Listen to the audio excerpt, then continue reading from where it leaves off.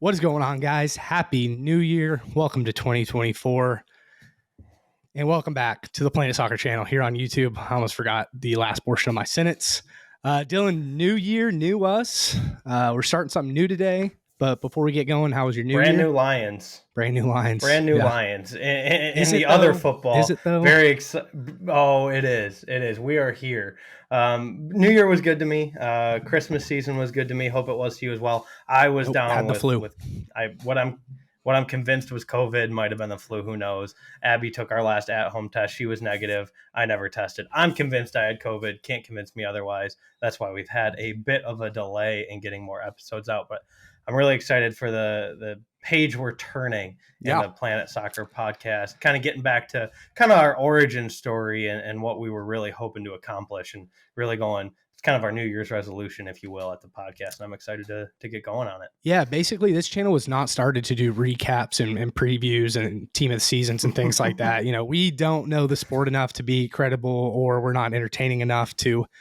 We do now. But yeah, I would suggest going to other channels that get paid to do it. Maybe if you want like real preview. But if you're an American and you want to twist, absolutely, yeah.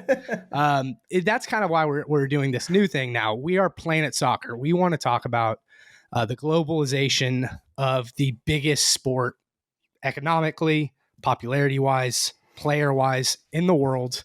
How did it get from where it started to sea to shining sea around the world, and to every shore you can think of?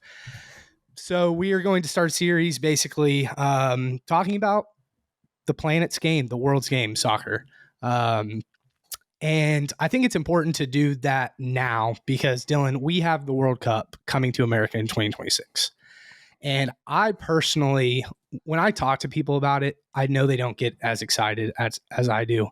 But it's like a really big deal to have your country host the World Cup. I mean, some countries bribe to get the World Cup at their country. So it is a big deal. We've hosted it before. The sport was very different in this country back then. It's much more popular now. The stadiums are bigger, nicer. There's more televisions across the world. It's going to be a bigger show all in all. And I want you guys, whether you're our audience or not our audience, I want everybody to fully appreciate like the opportunity to watch the World Cup. Like I would bet money that everybody in America, besides like Wyoming, Montana, those states, are within 4 hours of a World Cup stadium. Give or take. Might have to cross a border if you're in Michigan because Chicago didn't get it, so Toronto's my closest. Closest. Still within 4 or 5 hours. Yeah. So I want to try to help you guys as best we can fall in love. Maybe not even fall in love, but just appreciate the sport as much as you and I do, Dylan. Enough to drop 100 videos on YouTube. This one is 100. We want y'all to appreciate the sport enough to really understand what it means to host it, and to be able to watch some of these players that you've heard of, but you don't really know like what the deal is with them. Like what's the big deal? You'll be able to see it if you want to, and if you fall in love with the sport when the World Cup comes here. So today, Dylan, we are going to do a podcast. It's kind of our opening one of this series, talking about our backstories, how we got from baseball lovers, kind of almost soccer haters in my life at least, to dropping 100 episodes about soccer on YouTube. So walk me through kind of the first time you started watching soccer, your first exposure. What are your core memories? When did you fall in love with it? Things like that. I'll give you the floor. Yeah, I mean, kind of like my core memory, as many Americans, really many children across the world, was just being exposed playing at a super young age. I know that was kind of similar for you. It was kind of the first sport you could really be exposed to as a child because of its relative simplicity. So I grew up playing in that like simplicity. Yeah. I started to equate it to hockey. I started to say mini mites. That's for northern folks. If you're listening in the Midwest or hockey background, you get the age of mini mites. We're talking like 6, 7, 8 years old. Really no concept of team structure or organizational play, and you're just out there running around, or in hockey, skating around, trying to put a ball or a puck in a net. And that was kind of my initial exposure. It's your parents I trying to really tire you enjoyed out, is what it is. It's the same reason I take my. yeah, It's the same reason I take my dogs to daycare. I want them tired out at the end of the day. Like, and soccer did it. Soccer will yes. do it to you. Yes, our doggy daycare was soccer, and that was kind of my initial exposure. But like you kind of alluded to, like I don't know, I just didn't fall in love with it right away. I think we could go into multiple episodes on why it doesn't resonate with American children We the will. same way it does internationally. Absolutely, yeah. But that was my initial exposure. I played it until probably second or third grade, like a lot of kids, and then fell out of it, fell in love with baseball. But really, kind of the turning point for me started the summer between fifth and sixth grade. I was lucky enough to go to, wow, this sounds very entitled and spoiled and upper middle class of me, but got to go to essentially a summer camp in Italy for a month with Soccer camp 11 or different, no, not, just a soccer camp? camp, just a summer camp, Yeah. a glorified summer camp that it's called CISV. The origination of it is to create like a world understanding and get to know different cultures at a young age. So you're better equipped to handle the world on a global scale. Super awesome organization. It's gotten incredibly pricey. So honestly, probably priced my future kids out of it. But I was lucky enough. I got kind of like a mini scholarship. My parents footed the rest of the bill. Got to go to that. Spent a month in Italy, and most of our rec time, we had about an hour, hour and a half of rec time outside of activities and team building of playing soccer. So that was kind of my very first exposure, playing soccer with kids from Ecuador, from England, from Germany, from Italy, just playing essentially a pickup soccer at a boarding school in Italy. And then on that same trip, I was lucky enough, as part of this experience, you got put with a host family for one weekend in the middle of it, to kind of ingrain yourself. The theory is to ingrain yourself in the culture of that country. And mine was in Italy. We were based in Trento, which is a northern Italian town, but my host family was just outside of Milan. So I was lucky enough to get to go to a Inter versus AC match. Had no idea. Truly. That's my favorite state. Oh man, you guys stop with Yeah, pause I this video know. right now and go look up Go watch Yeah, that. go watch Yeah. AC Milan Sarà per ti amo stadium singing. It is unbelievable. It's incredible. It is It's so cool. incredible. And my backstory on this, I went to the match, didn't know what I was doing, just picked the home team. You didn't know And for you were those of you watching that don't Luis know, Figo in front of your eyes? I got a jersey with the name Cruz on the back. Still have it. Doesn't fit. Crappy quality, like street vendor quality. No idea who this guy is. To this day, I really don't know who this guy is. But I just picked the home team. I'm like, oh sure, black, blue, like the colors, Lions-esque. Like sure, I'm gonna be an Inter fan for the day. Went to the match. Was blown away by the atmosphere. It was phenomenal. And from there, I spent some time with that host family, played a bunch of FIFA with the local kid that was Italian. I The was video game, yeah. I was sectioned off with a kid from Germany. So him and I were playing Italy versus Germany and FIFA for a weekend. And it was a whole, like literally my whole host family weekend was built around soccer. Mm. And that was something as an American, I just had zero true exposure to. At that point, the best atmospheres I had been to had been Michigan State and U of M college football games. And this blew that out of the water. Yeah. So that was kind of my initial exposure. From there, I kind of fell out of soccer when I got back to the States. Honestly, the Pistons were really good. The Red Wings were really good. I played baseball. So like soccer did fall into that fourth, fifth tier sport just because of American culture a little bit. Yeah. Growing up, there was no community got around you. There was no soccer community around you anymore. Yeah, there was no soccer. Like Yeah. DCFC wasn't a thing at that point. There was no soccer team to follow in the United States. And at that point in time, the exposure to the European game was next to nothing in America. So I fell out of love again with soccer pretty quickly.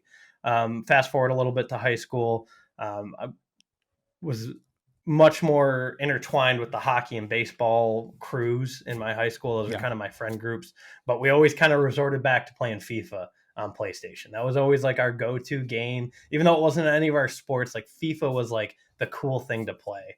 And from there, I got to be really The good FIFA friends with a video couple of game will guys on the also soccer be an team. episode because it's Yeah, very, we'll have very a whole important. episode on, especially the impact on Yeah. the growth of the game in America. But yeah, I got really close with some of our soccer players at the high school. Got really close with a buddy whose brother was probably the best soccer player my school has ever seen. He went on to play at Penn State and win a national championship. Went on to play professionally. Currently playing professionally in Iceland. So I kind of at that point was like, all right, Iceland's soccer's national kind of team is cool. like top 75. They're not like down there also, guys. Like they're Well, not. he's not like playing for I Iceland, know, I know. but I'm he's just playing saying, like, in don't turn the your nose Atlantic up because he's League. playing in Iceland. Like, they love their soccer. That even there They do too. love they do love their soccer. But that was kind of like, all right, soccer's the real deal. Soccer's a lot of fun. So I started to really get into it. At that point, I was like, all right, I want to pick a team. And for time frame perspective, this is like 2009 to 2011 time frame. So Inter's thriving. So I just went, hey, I'm gonna resort Serie back to A that was one team I thriving saw that in general. that one team I saw one time in person. That's my club. Yeah. So I became an Inter fan.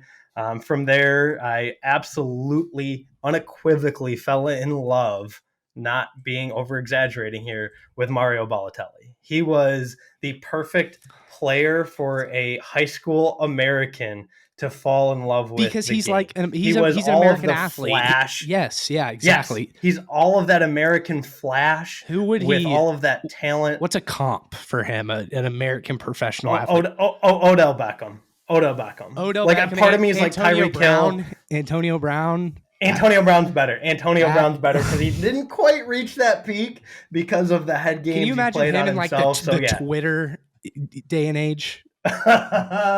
he still runs it. He still fires stuff off on Twitter, and I Yeah. love it. I'm still to this day. I follow his career wherever the heck he is, Turkey, wherever the hell he's playing any given year. I'm following him. So yeah, I really fell in love with Balotelli, and then from there, he obviously his saga. Go look it up if you haven't.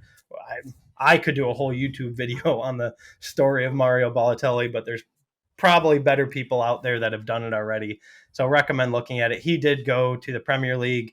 And that was kind of my first real exposure to the Prem. So he went to Man City, and I was like, well, this is my guy. I want to like soccer. I'm going to be a Man City fan now. And then Man City had their glorious run where they scored Aguero. Are having their glorious run. Still are having.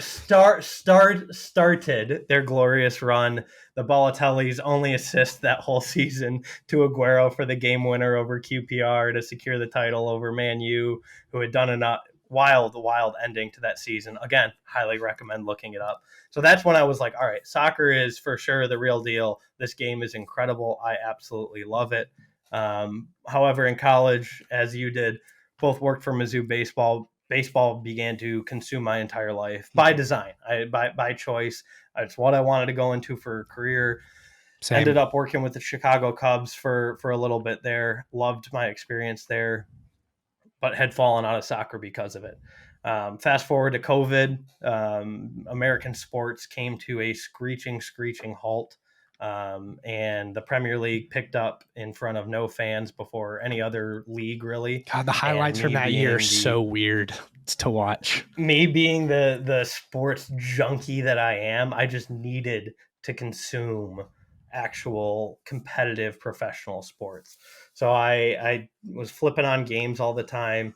I was like, all right, I want to pick a team. I didn't want Man City at that point because they were too good. I didn't want to be a Man City fan of ride the coattails of this financial powerhouse. Yeah. So I was trying to find a team, and I resorted back to my earlier years watching the movie Goal.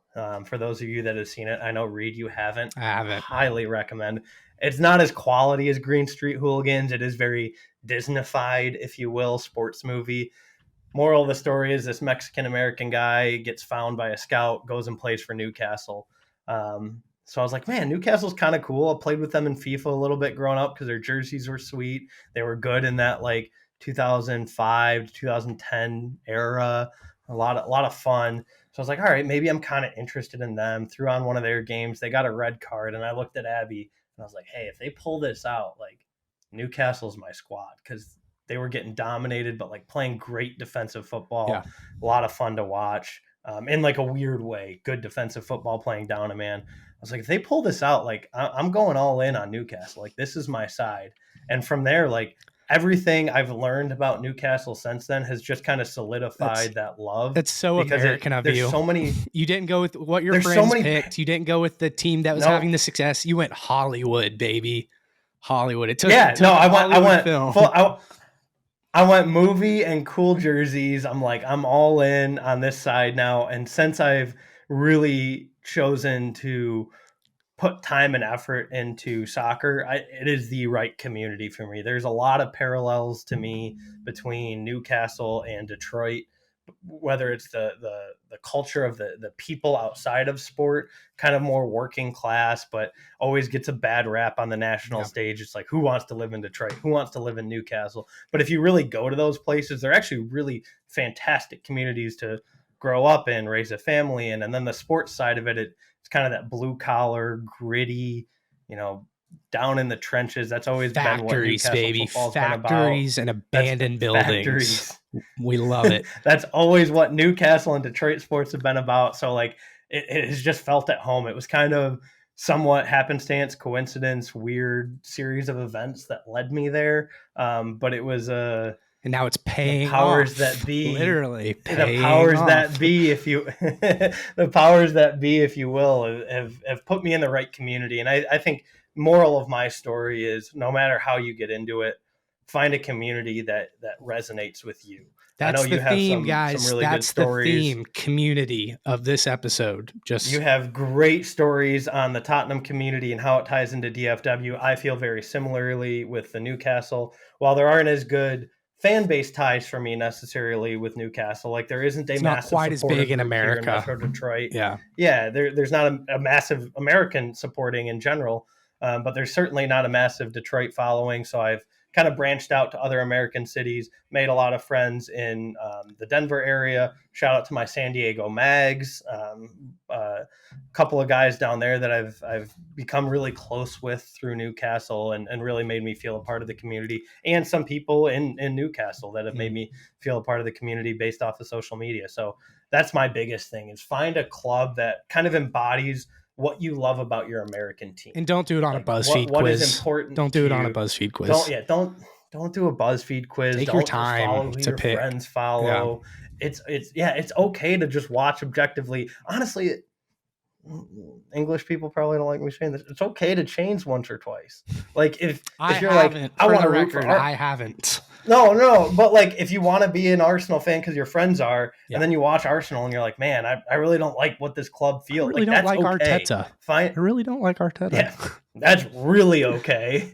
But neither here nor there. Whoever it is, Klopp, Pep, I don't know how you could hate Pep, but whoever it is, like it's okay to like find your niche and like give yourself a season to find the right club. But find the right club that feels important to you, aligns with your typical rooting values and your community values, and then really try and ingrain yourself in that culture. And they're super accepting. It's easy to ingrain yourself because there's a lot of community, like content, banter, there's a lot of content, a lot of community, passion, it's camaraderie. It's all there. I met this via Twitter. I met this guy that goes to the University of Kentucky right now. He's probably 19, and we're talking all the time because he's a Newcastle fan. Dylan's and 30, by the way, guys. Like you just find people though, like on Twitter, that you're always going back and forth with about your club, and it's a really cool. The soccer community feels really different. I'm sure people have had similar experiences with American sports. But because it is so global, it really does feel quite a bit different. Knowing I have people in Newcastle I can hit up about my thoughts on a match, or somebody in San Diego. We're talking 8-hour time difference, and we're all watching the same thing. It's really hard to find that in American sports, and that culture and that passion is just kind of unrivaled.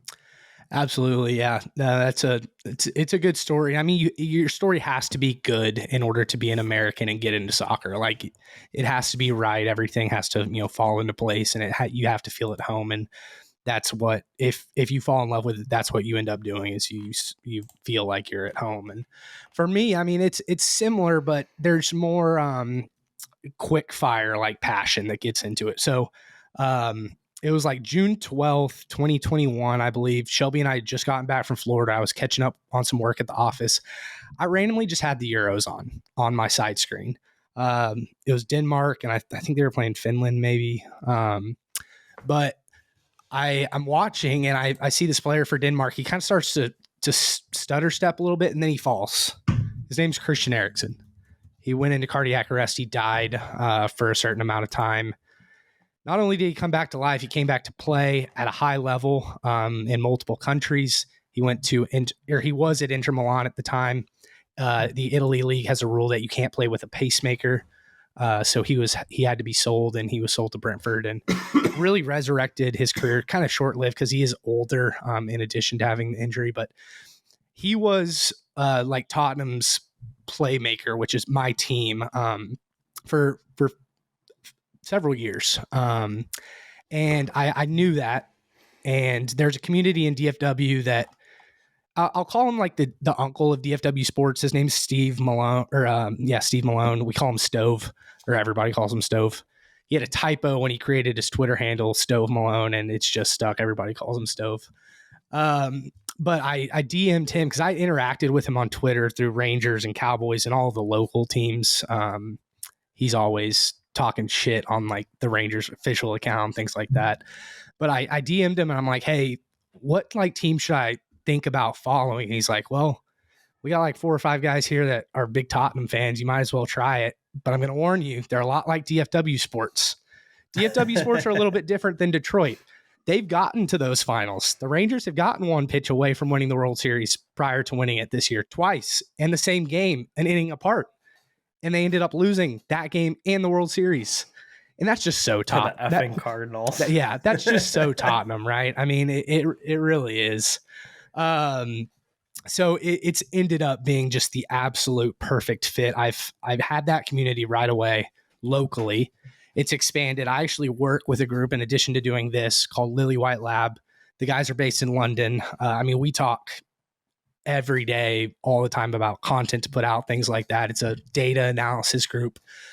Those are guys like I could stay with in London instead of a hotel. Like, it's that community, man. It's so special. It's so special. And Tottenham is bigger than Newcastle in America. There's more American fans. Tottenham's the creator of the classical flair player in England, the Glenn Hoddles. It was when TV was starting to become what television is. Like Tottenham was the fun team to watch, very similar to how Ange has them playing now.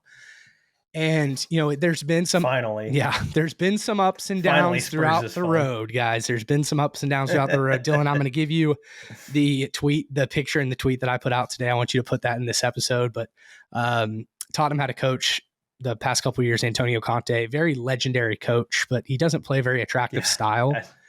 And that just doesn't match up with Tottenham and what the fans want. And they brought in this Australian, very unknown in the world of European soccer, and he's been just like the godfather of Tottenham Hotspur. It's been unbelievable. But yeah, community for me with Tottenham, absolutely for sure. I was lucky, like the stars aligned with the Eriksen thing, because I was like, I almost cried because Denmark like went on that run in that Euro tournament. Yeah. And he ended up coming back, and he had already had his falling out with Tottenham, unfortunately, but it was special to see, and I just really enjoy the people that I've met, the experiences I've had waking up at 6:30 and watching Christian Romero, pull Cucurella's hair in order to tie the game at the last minute, but also, drawing to Southampton on a last second equalizer for them, who ended up getting relegated. It's been ups and downs, but that's what you want in sports. Like, you want to be immature and let random soccer games, an ocean away from you, affect your day. Like, that's what we as sports fans like. That's your day. Try your week. Yeah. When you lose to PSG on a BS, or when you draw PSG on a BS penalty, it'll ruin your week. But yeah, that's what you look for as a sports fan, for sure. Absolutely. So our stories there's a theme. It's more than community. It's finding a way to just keep going and ingraining yourself in the world of soccer, because every corner you look of Instagram, Twitter, YouTube, there's something to consume, and there's people to talk to, and things like that. So the the cool thing for me about soccer, not to like completely cut you off, no, but you're good. like cool thing for me is just that you don't have to consume it at that level either. Yeah. Like we love to ingrain ourselves, and that's what has made us fall in love. But at its core, you can watch soccer like I did in 2011 and not know the game. Like I didn't know the game in 2011 when Inter won champion. I had no idea. I was like, "Oh, go score a goal. I play FIFA." Yeah. Like it's still really entertaining. Like there's a lot of like we joke about this almost weekly like I was going to say bad day for the soccer is boring crowd, but like soccer's not boring. Like if you actually sit down and watch a lot of matches, whether it's the drama on the touchline with the managers, or the back and forth action, or card, as much as we hate VAR, that adds to the drama. If you're looking to get into the game, gives you something to be mad about and feel passionate about. Like you don't have to ingrain yourself in the culture. I highly recommend it. Yeah. I highly recommend going all in. But if you do want to just enjoy it as your third or fourth favorite sport team to follow, like I don't expect other people to care about some team in England more than they care about the Detroit Lions in Detroit. I don't. Yeah. I do, but I don't expect that from other people. But you can still highly enjoy it Yeah. with whatever level of focus you plan to give it. That's the cool thing about it. That's what I like about it in comparison to baseball. It's like that's what drew me to baseball. Is baseball is can be very simple at its core, or it can be extremely detailed. Yeah. Like uber numbers nerd game. And soccer has a lot of those same qualities where it can be super nerdy and super in depth, or you can only watch it every Saturday morning to have something to watch, and it's still a lot of value. And you watch a team, you're a fan of a team. Sure, you're not maybe watching post match breakdowns from four different fan vlogs like we do just to consume, but like you can still enjoy it enough to understand the game to really make it a part of your like regular sports fandom. And that's kind of the cool thing for me is I have friends like I have a buddy who from college is massive Packers fan, massive Avs fan. He now lives in Denver. Like he's a massive just sports fan, and he's like, I kind of want to get into soccer, but like it seems intimidating because it's so complex. I'm like, just give it a shot and watch it. And now the he's game's not complex, by the way. Right. It can be, but we're talking like schedule. Like there's so many competitions, and yeah. like you're like, what am I watching? What is the Carabao Cup? What's the FA Cup? You can finish your thought. Sorry to interrupt you.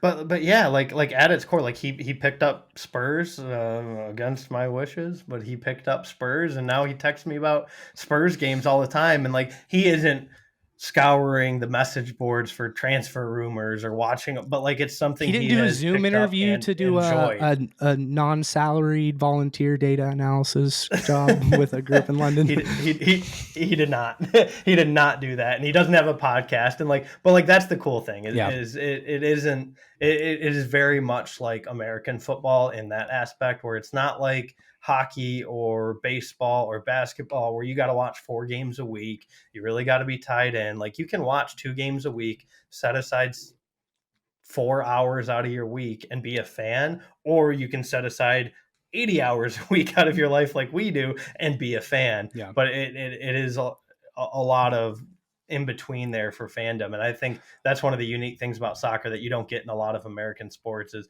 it can be a lot like American football where you're only watching 1 or 2 games a week and you still feel engulfed in the outcome of the team without feeling like you have to watch 82 or 162 games like you do with a lot of the other American sports. So that is a kind of unique in between for people that are like, I don't know if I want to devote the time to like be ingrained in this community. You don't really have to. I recommend it again, but you don't have to. You can kind of treat it like American football and still get a lot of the same reward and feelings out of it. And I'll tell you why. And this will be my final monologue to you guys. I'm going to tell you why I disagree and agree with you. Soccer is simple. It is similar to American sports in several ways. However, the field is a blank canvas. There's a circular ball and 22 players standing on the field. Within the rules of the game, you can do whatever you want to, create whatever you are able to with your technical athletic abilities, and create what the world calls the beautiful game. And they call it that for a reason, guys. They really do. The where I disagree with you a little bit is it's really important to know what's going on in a soccer game, because it is not always about the ball hitting the back of the net. You have to appreciate playing out from the back. You have to appreciate counter pressing. You have to appreciate energetic strikers that win the ball back, as opposed to just poach goals like you've seen throughout history. It's the beautiful game for a reason. And that's, if you're not going to go the community route hardcore like we did right away, you have to you don't have to read a book, but learn a little bit about what's going on within the game. Because with baseball, like there's no, I mean, it's start, stop every 10 seconds, like sometimes less, pitch, pitch, pitch. Yes, there are numbers that go into that, but with American football, it's a play, you stop, another play, you stop. With basketball, you score, you stop, you go again. With soccer, there are no commercials for 45 minutes, guys. You can get in and out of watching a soccer game in less than 2 hours. And I will pay somebody $1 million if they can watch a college football game in America in less than 3 hours and 10 minutes in today's day and age. And it's at 6 a.m. You can start your weekend off, a cup of coffee, good breakfast. You have the rest of your weekend, and it's just, you're up early, you feel good, and it's just fun. It's a good experience. It's a lifestyle kind of change. If you in this, we're not even talking like ingraining yourself in the community. You have to wake up early to watch good soccer. Like, you have to, they're going to be in the morning, which is ended up being one of my favorite parts about it, honestly. Me too. Unless Tottenham gets your day going, like you said, and they lose, and then I'm pissed. But the whole then you just go hit the gym. It just gives you a little motivation at the gym, lift a little extra hard because you're pissed you drew to Southampton. No, I agree though. Like the culture doesn't have to be ingrained in the sense that you're talking to people overseas or across the country, but you do have to subscribe to, if my team plays at 7:30 in the morning, I'm going to get up and watch and then take my day from there. And I do agree though. Like the biggest thing is the flexibility of time commitment. Like you said, you can be in and out of a game in 2 hours in soccer. And if you have 2 a week, we're talking 4 hours a week. You're watching 4 hours of football minimum most of the time if you're an NFL or college football fan. So the time is there. Spread it out. Gets you up in the morning. Yeah. And if that's all you do, pretentious about that too. Like I will complain to my friends and my wife about American sports and how commercialized they are and how long they are. Oh, it's terrible. And I get like pissed. Give me 45 straight minutes of action. Yeah. And people are like, this is a great game. And I'm like, yeah, but it's been on since 1 p.m. and it's 5 o'clock. 4 hours. It's 5 o'clock. Yeah. Like I've got other things to do, So yeah, man, I was never a big FIFA player. My core memory is the Zidane headbutt in 06. That's my first core memory of soccer. And you see the culture. You don't have to ingrain yourself in the culture, but the culture is what makes soccer so well known to Americans. And it comes from the World Cup. Everybody drops what they're doing, whether you're American, you're English, you're Portuguese, you're Brazilian. The whole world stops and watches the World Cup. And, even in Texas during, go ahead. No, even in Texas during high school football two-a-days that are like as close to European soccer, I think, as you can get. We stop what we're doing in the weight room and we're watching the game. We'll watch the Van Persie iconic header in 2010. Like the weight room will erupt. We have no idea who any of these players on the Netherlands are. I know they're iconic orange kits though, like Brazil, but the world stops for the World Cup, and the culture's there. That's there. Learn what you're watching within the game. Learn to appreciate it as the beautiful game, and it's easy to start getting into, and you can take your time getting into a community. Don't rush it. Yeah, yeah, absolutely. Don't feel like you have to, spend the 40 hours a week on the sport that we do. You can start with, like I said, 4 hours a week, watching 2 matches a week.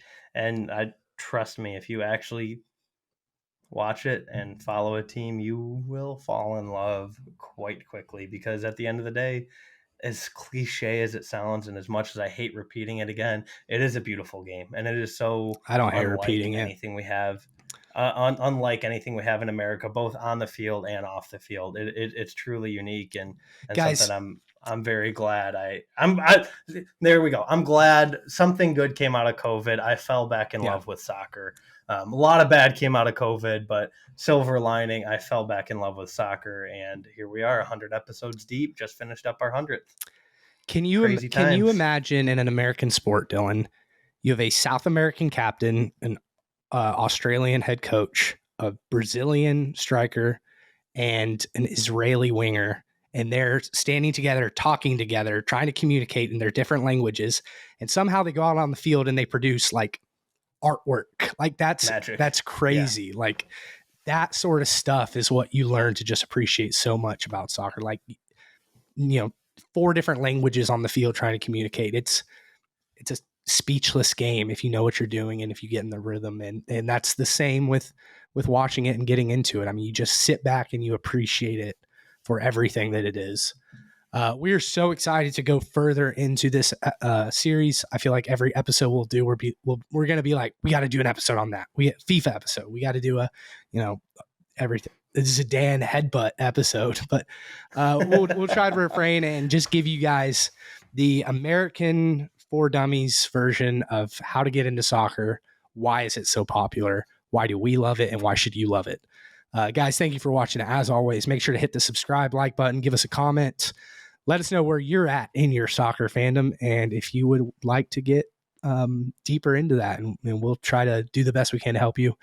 Y'all have a great night, morning, afternoon, whenever you're watching this, and we'll talk to y'all next time.